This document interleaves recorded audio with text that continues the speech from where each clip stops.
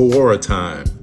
So this is a digest that's about asking life questions. A publication I've been hooked on for a while because they ask some pretty great questions here. So I thought I would read this question I came across today because it's a common misconception around depression. Here's the question. Why can't people with anxiety or depression be thankful and realize that they are people that have nothing? Example, blind, no limbs, homeless, living in war zone, etc. And I like the answer that Graham Cossum said, who's on the publishing of his third book, Understanding Depression. He says, I think there is every possibility you have fallen headlong into probably one of the most common misunderstandings surrounding depression. I think you might have made an assumption that all depression is the same. There are 10 different types. And if someone just compared themselves to others less fortunate, everything would be great.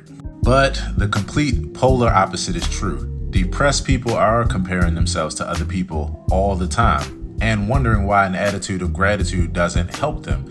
Instead, it makes them feel more guilty and thus even more depressed.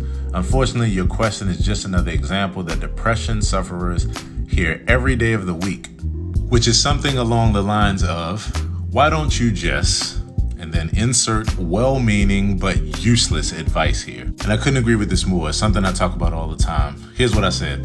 The funny thing is, while reading a preview, the last sentence read, this is my email with Graham's response. It says, I think you might have made an ass. And I thought it said, I think you might have made an ass out of yourself, because actually that would be true. Although I would say, I don't think that the person meant it. As many people don't who are just trying to be positive and optimistic. Speaking of which, if you haven't heard of it yet, look up toxic positivity because this is linked to it as well. And I also did an entire morning show around it on my YouTube channel, Aaron Hill TV. Check it out, the AP morning show, you'll see it. The truth is, I don't know why I did that. It doesn't always make it better to think this way.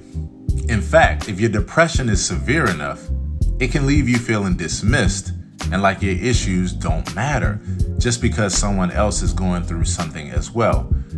And the term worse is relative. You can feel like someone is gaslighting you.